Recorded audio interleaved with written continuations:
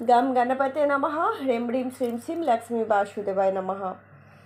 আপনাদের সবাইকে আপনাদেরই পরিবার ভাগ্যলাপী সাদর অভ্যর্থনা। আজকে খুব গুরুত্বপূর্ণ তথ্য প্রদান করব।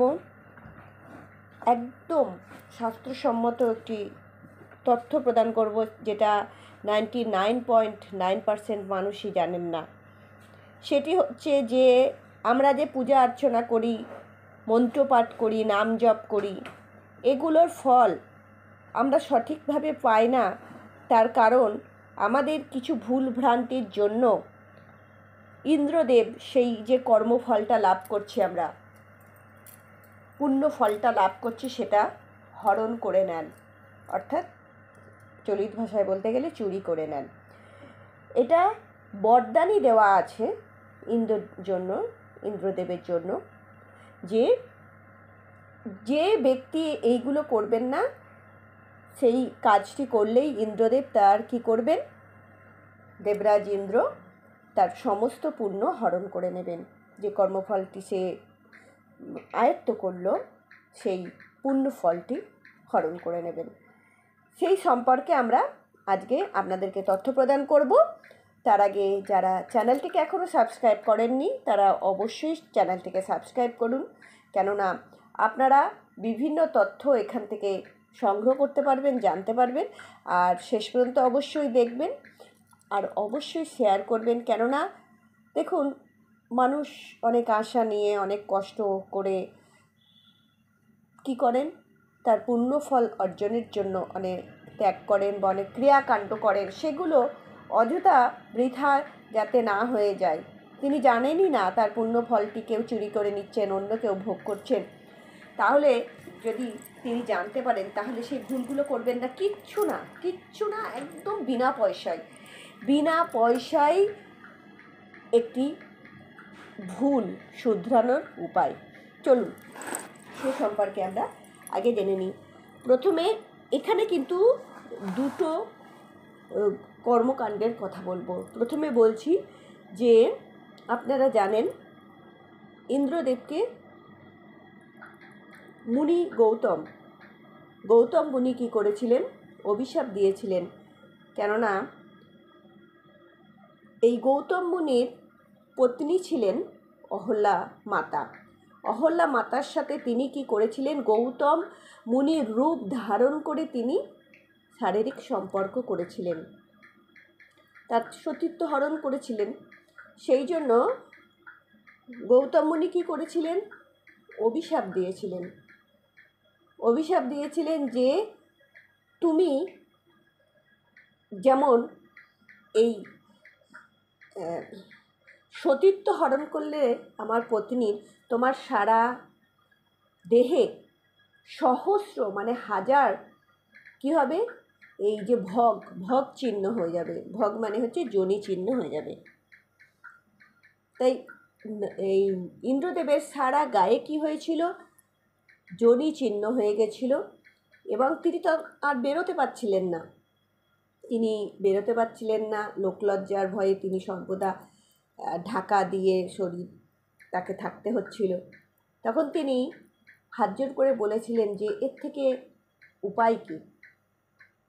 তখন গৌতম মুনি কিন্তু এই যে অভিশাপ দিয়েছিলেন, এই অভিশাপের থেকে মুক্তির একমাত্র উপায় ছিল যে তিনি যদি যখন শ্রী রামচন্দ্রকে, মর্যাদা পুরুষোত্তম রামচন্দ্রকে বর বেশে তিনি যখন লীলা করবেন ধরিত্রীতে ত্রেতা যুগে, তখন বর বেশে তাকে যখন ইন্দ্রদেব দেখবেন, তখন তিনি কিন্তু এই যে চিহ্নগুলো তার কি হয়ে যাবে, চিহ্নগুলো মিটে যাবে, এবং সহস্র যোনি চিহ্নের জায়গায় সেখানে ময়ূরের পাখায় যে দেখবেন কি সুন্দর চোখের মতন থাকে, সেইগুলো হয়ে যাবে, সেরকম চিহ্ন হয়ে যাবে।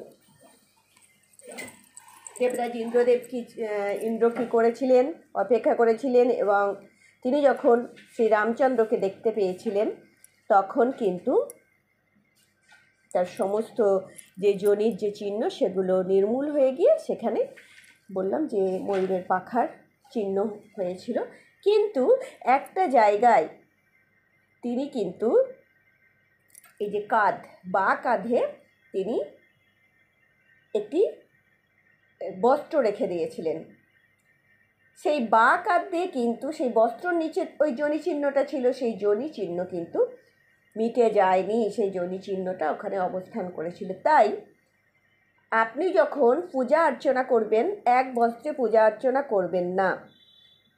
যারা পণ্ডিত ব্যক্তি আছেন, শাস্ত্র সম্পর্কে জানেন, মহিলারা তো দেখুন যে ঊর্ধ্ব অঙ্গ আমাদের নাভির উপর থেকে যে ঊর্ধ্বাংশ, সেখানে তো বস্ত্র পরিধান করেন, তাদের কোনো অসুবিধা নেই। কিন্তু পুরুষরা অনেক সময় দেখতে পাওয়া যায় এক বস্ত্রে, অর্থাৎ নাভির নিচে একটি ধুতি পরেছেন বা কোনো বস্ত্র ধারণ করেছেন, আর উত্তরীয় গায়ে দেয়নি, বা তারা কি করেননি, একটা কাঁধে গামছা বা কিছু রাখেননি। নিয়ম হচ্ছে যে উত্তরীয় বা কাঁধে গামছা একটা বাঁ দিকে, ডান দিকে না, কিন্তু নিয়ম হচ্ছে বাঁ দিকে। কেননা ইন্দ্রদেবকে আশীর্বাদই দেওয়া আছে, বরদান তিনি পেয়েছে যে ব্যক্তি পূজা অর্চনা বা নাম জপের সময়, ভালো করে শুনুন, নাম জপ মানে হচ্ছে যে আপনি যখন নাম জপ করছেন ঠিক আছে, কিন্তু মন্ত্র জপ যখন করবেন, সেই মন্ত্র জপ করবেন এবং আর আপনি যখন পূজা অর্চনা করবেন, তখন যদি আপনার ঊর্ধ্বাংশে বাঁ দিকে যদি কোনো বস্ত্র না থাকে, কোনো কিছু না থাকে, তাহলে কিন্তু সেটি যে পূজা অর্চনা করে যে পুণ্যফল লাভ করলেন, কর্মকাণ্ড করে যে পুণ্য আপনি অর্জন করলেন, সেটি কিন্তু ইন্দ্রদেবের কাছে চলে যাবে, আর ইন্দ্রদেব এতে বলশালী হয়ে যাবে, তার পুণ্যের ভাগ বেড়ে যাবে, তাই না? তাই অবশ্যই কি করবেন, পুরুষদেরকে বলছি আরেকটি কথা, যদি আপনি ব্রাহ্মণ হন, আপনার পৈতে থাকে, তাহলে কি ছাড় আছে। দেখুন, সর্বদা আপনি যদি কেউ ধরুন কৌপিন পড়েন, কোনো সাধু সন্ন্যাসী, তাহলে তিনি কি করবেন, তিনি তো সর্বদা ঊর্ধ্বাঙ্গ ঢাকা না দিয়ে তিনি তো সাধু সন্ন্যাসী, সেটারও নিয়ম আছে। এটা সবার ক্ষেত্রেই, যে কেউ যদি তিনটে, মানে পৈতে হয়তো পৈতে যদি তিনটে বা চারটে, নিয়ম হচ্ছে চারটে যদি সে ধারণ করে, তাহলে কিন্তু উত্তরীয় মতন তার ফল লাভ করে। অর্থাৎ সে যদি ঊর্ধ্বাঙ্গে বস্ত্র না দেয়, তাহলেও কিন্তু সেই ইন্দ্র চুরি করতে পারবে না তার কর্মফল। এটা একটা পয়েন্ট গেল। এরপরে হচ্ছে যে আমরা যখন পূজা অর্চনা করি, পুরুষ নারী সবার জন্যই বলছি, আমরা অবশ্যই একটা আসন পেতে নিতে হয়, সবার জন্য আলাদা আলাদা আসন। কেননা আমি যে শক্তিটা সঞ্চয় করছি, কেননা প্রত্যেক মানুষের শক্তি আলাদা, আমাদের শক্তি আমাদের শরীর থেকে নির্গত হয়, যে যেমন খাদ্য গ্রহণ করি, যে যেমন ব্যবহার করি, সেই অনুযায়ী আমাদের কিন্তু শক্তি নির্গত হয়। তাই একটা আসন পেতে যখনই বসবেন, পূজা অর্চনা করবেন, পূজা অর্চনা শেষ হয়ে যাবে যখন, আসন থেকে ওঠার আগে ভালো করে শুনে নিন, আসন থেকে ওঠার আগে আসনের নিচে দুবার জল প্রদান করে সেখান থেকে জলটা নিয়ে এই আপনার মধ্যমা আর অনামিকার সাহায্যে আপনি জলটা নিয়ে চোখে এবং কপালে লাগাবেন, মস্তকে মানে মাথায় লাগাবেন, আর বলবেন যে ওম শক্রায় নমঃ। প্রথমে জল নিয়ে বলবেন ওম শক্রায় নমঃ বলে মাথায় লাগালেন, আর ওম ইন্দ্রায় নমঃ। এবারে যারা ওম বলার অধিকারী বা অধিকারিণী, তারাই বলবেন, আর না হলে ওম বলবেন না, নমো শক্রায় নমঃ, নমো ইন্দ্রায় নমঃ বলে কি করবেন, মাথায় ঠেকাবেন। এই জল যদি আপনি না ছাড়েন, সমস্ত পূজা অর্চনা করলেন, যে কর্মফলটা লাভ করলেন, পুণ্যটা লাভ করলেন, ইন্দ্রদেব চুরি করে নেবে। তাই কি করবেন, দুবার জল অবশ্যই আসনের নিচে ছেড়ে তারপরে আপনি নমো শক্রায় নমঃ, নমো ইন্দ্রায় নমঃ বলে আপনি জল প্রথমে চোখে, তারপরে কপালে, মাথায় আপনি দিলেন, দিয়ে আপনি আসনটা তুলে নিন, তারপরে প্রণাম করুন। এর ফলে আপনি কিন্তু এত কষ্ট করে, আসন পেতে যখন মন্ত্রপাঠ করবেন, নাম জপ করবেন, তখনও কিন্তু এই একই ক্রিয়াকর্ম করবেন, না হলে যা কর্মফল আপনি লাভ করলেন সমস্ত কিছু কিন্তু ইন্দ্রদেব চুরি করে নেবে। বারবার বলছি, এই জন্যই আমরা আমাদের কর্মফল পাই না। মানে আমি যে পুণ্যটা করলাম সেই পুণ্যটা আমি লাভ করতে পারলাম না, নিয়ে নিল কে? ইন্দ্রদেব। দেবরাজ ইন্দ্র নিয়ে নিলেন আর তিনি বলিষ্ঠ হয়ে গেলেন, তার পুণ্যের ভাগ বেড়ে গেল।